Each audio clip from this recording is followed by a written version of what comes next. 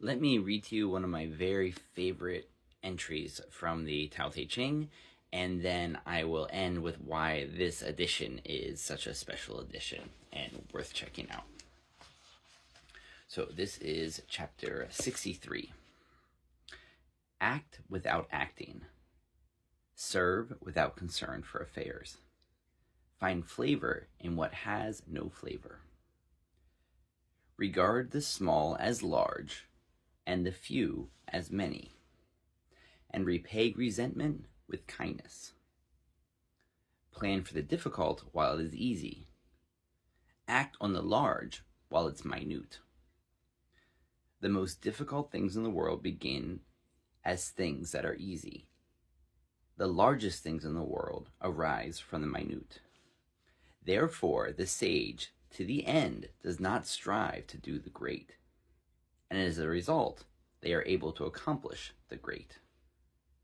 Those who too lightly agree will necessarily be trusted by few, and those who regard many things as easy will necessarily end up with many difficulties. Therefore, even the sage regards things as difficult, and as a result, in the end, they have no difficulty.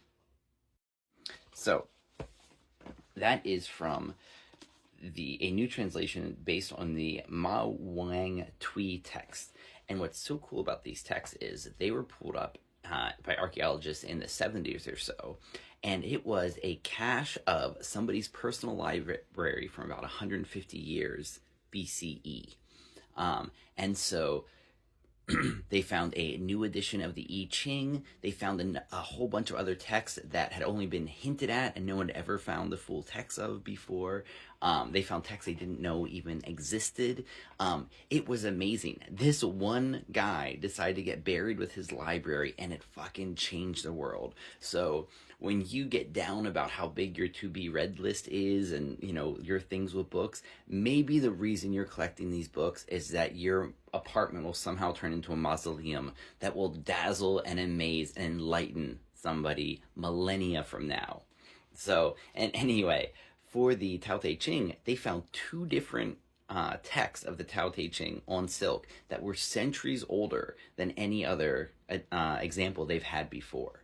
And so it was really fascinating. People are really into the nitty gritty of this. But I think in a very fascinating and cool way, the text that we have today is not that much different than this text that was a couple centuries older.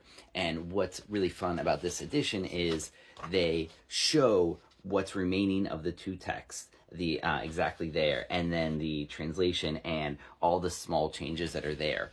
But it is very moderate changes, and it's pretty cool to see that on something of this importance, they really were very faithful translators. So this is a fascinating edition of the Tao Te Ching to check out. This is by Robert G. Henricks, and you know, this is obviously one of the most important books in my life, and I try to read this or something related to it every night before I go to bed.